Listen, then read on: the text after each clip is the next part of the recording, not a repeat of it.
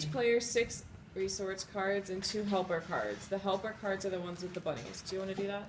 Yeah. So, two bunnies, 6 lands. Alright, so I'm going to read the rules as we look at these. So the player rolls the dice. If an even number is rolled, the player draws a resource card, which is a land. If it's an odd number, they draw a bunny card. If a drawn card says play immediately, one of the players must be moved into the graveyard. Oh, that means they die.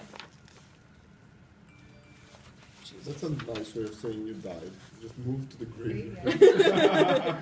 What a great euphemism. Oh, they moved to the graveyard. My father was That's very a good. euphemism so much. Uh, It's pretty like accurate, yeah. After a card is drawn, the player can either play the helper card, build something, or attack an opposing player, or pass. Oh. A player cannot play a helper card and build something during the same turn. At any point during the player's turn, they can try and trade resources with other players. At any point. Okay. People. You have 5 people. Your people are always at the end of your road and remain off the playing board in your game area. When a person dies, they move into the graveyard, an area set aside that is not part of your game area. Helper deck. Oh. Do I have to read all these? Okay. Sure. Some cards in the helper deck have this label on them. If drawn, one of these players must be moved to the graveyard. Play immediately. Oh, shit.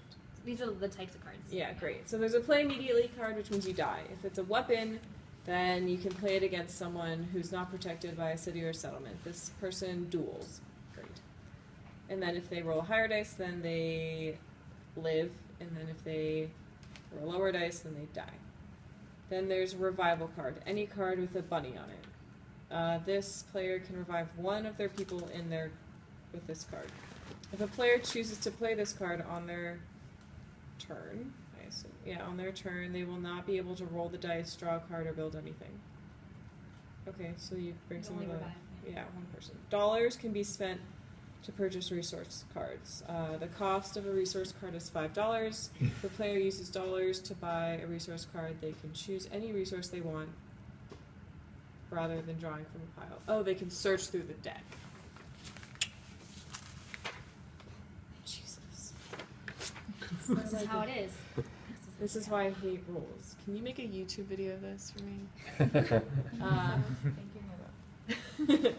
A resource card deck. There's a road. Okay. A player can choose to play resource cards on their turn to build things, moving their people closer to home. It is seen on your legend next to you. Please skip this. Thank God. End of game. If all of your people die, you lose. Where you can place them is technically not. If everybody die, you lose? If all of your little meeples die, you lose. And then if a player wins once they get home, the end of the board, which is this way.